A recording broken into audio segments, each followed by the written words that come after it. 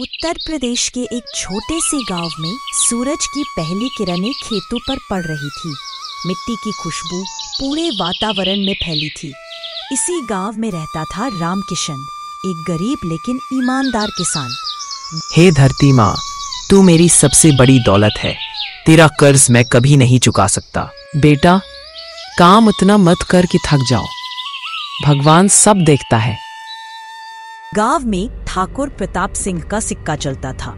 जमीन, पैसा और ताकत सब उसके पास था, लेकिन लालच उसकी रगों में दौड़ता था। सुनो, अब खेती बाड़ी से कोई फायदा नहीं। जमीन मुझे बेच दो, वरना पछताओगे। ठाकुर साहब, जमीन हमारी माँ है, हम माँ को बेच नहीं सकते।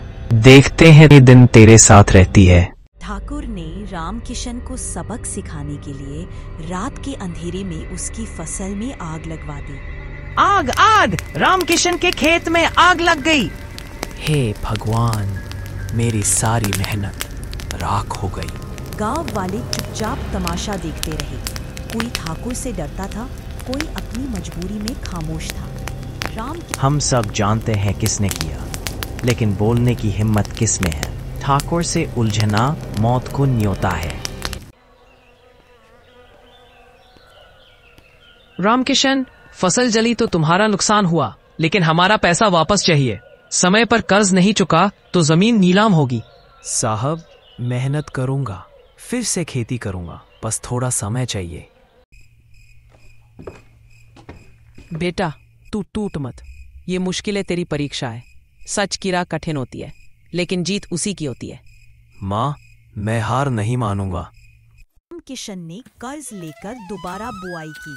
पसीना जमीन पर गिरा और उम्मीद के बीज अंकुरित होने लगे।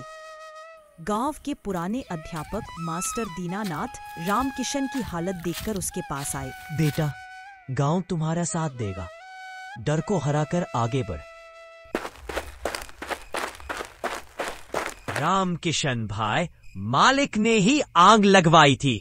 ये सबूत देखो, मैं और नहीं सह सकता।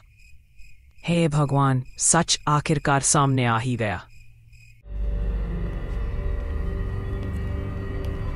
पंचायत में आकर भी तू कुछ नहीं कर पाएगा। रामकिशन, तेरी जमीन मेरी होगी।